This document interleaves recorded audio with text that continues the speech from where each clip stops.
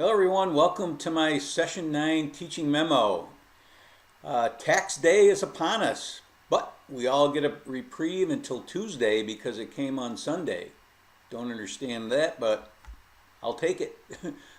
I've done mine, but I haven't done my stepdaughters yet, so I have to do those today. On Thursday, I visited my alma mater, the Coast Guard Academy. My class and the class of 2021 are what we call the link in the chain classes. We graduated, they're going to graduate 50 years from when we did, so we're 50 years apart.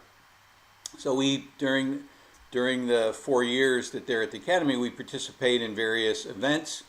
This one was a social, pizza and ice cream, where we shared our experiences with the eager fourth classmen. Those are freshmen in normal terms. It was very enjoyable. And here's a picture of me sharing much wisdom with 3 cadets. You can see how happy they are to hear from me. Friday and Saturday were beautiful up here in Dutchess County. It almost felt like spring. And how about those Red Sox? 13-2 to start the season. Best start in the history of the organization. And the Mets, what's up with them? And the NBA playoffs have begun and will not end until sometime in July or August. Today is Boston Marathon Day. The Sox game was already postponed yesterday because of the lousy forecast. And it's raining cats and dogs up here in Dutchess County. So those of you that are runners, I'm sure are interested in the results of that race. All right, a little housekeeping. I finally finished giving feedback to everyone on the first draft. That is, everyone who posted their initial test up until, I was doing it up until Sunday night. So you can now post your revised test to your new group. Remember that you're in a new group. So you're going to be looking at different classmates' exams. I only put active students in these groups. You'll probably recognize some names that they're not participating and they're still enrolled, so I've kind of eliminated them from the groups, or if I put them down lower at the bottom of a group.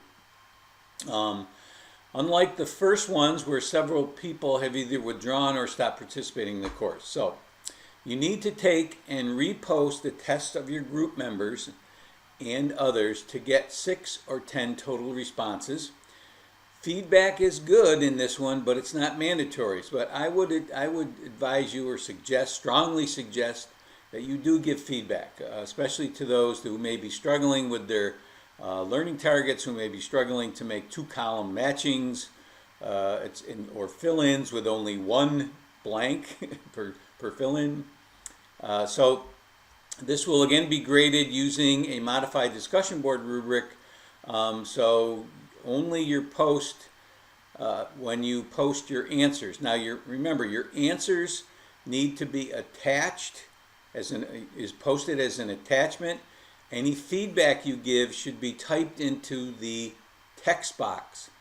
Some of you were just attaching your test, so the rest of us couldn't see your feedback. So we can all benefit from feedback, even if it's given to somebody else. So make sure you put it in the text box.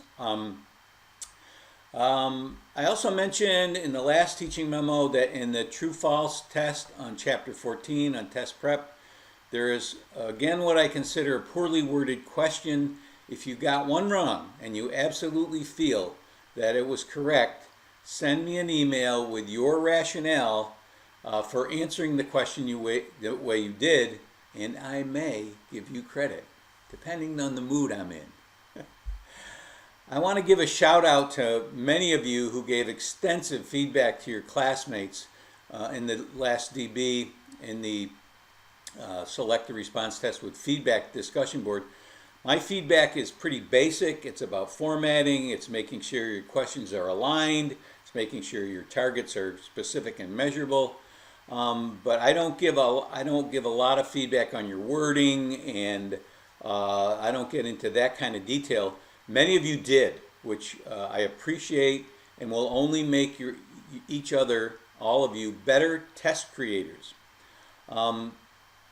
We will be meeting for 3 more sessions, which means that many of you need to catch up, and others can start working ahead on the remaining assignments because there's a lot coming together now, including vocabulary in your own words and the 3-part analytic summary, and the initial baseline survey, which is going to become your final baseline survey, or baseline survey redux, as I call it in the assignment. Your double entry journals on Popham's test prep chapter will be due at the end of this session. Make sure you connect to my video and especially to the other articles on test anxiety and engaging ways to test prep. Naturally, you do not have to connect to everything. I provided in ancillary materials, but I want to see a thorough conversation, not just on Popham, but connections to other texts and your personal opinions. Of course, I'm always looking for your personal opinion, which is what I call your voice. So that's what I'm looking for.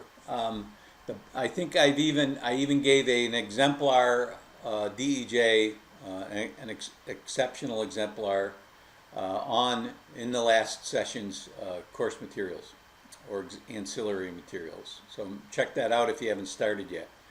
The bottom line with test prep is that if your students are prepared, they will be confident. So good teaching produces confident students, which in turn alleviates stress. A big domino effect. There are also a myriad of pressure-reducing strategies like meditation, breathing, yoga, and other activities you can do to make things much less anxiety-producing. Whether you work in a school that does test prep inappropriately or appropriately, you now know you should be doing what you should be doing, and there are acceptable ways to prepare your students for the state assessments.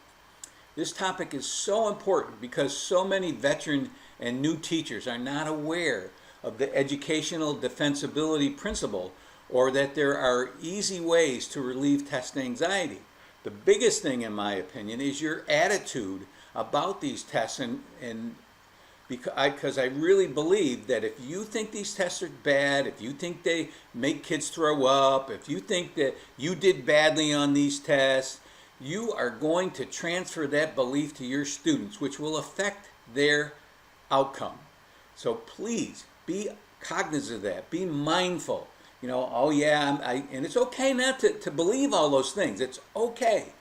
But don't transfer it to your students. I always relate it or equate it to when teachers did badly in math. And now you're an elementary teacher and you're teaching your kids math. And you hate math. How do you think your kids are going to pick up on that? Yes. Matter of fact, one of my students said that to me in a discussion board. He said, you know, Dr. Tom, you know, my kid said to me, you know, Mrs. So-and-so, you don't like math, do you? And she said, why? Why do you ask that? He said, because we can tell. So please, don't let that, if you hate math or if you hate test prepping, keep it to yourself. Become aware of that and don't pass it on to your students.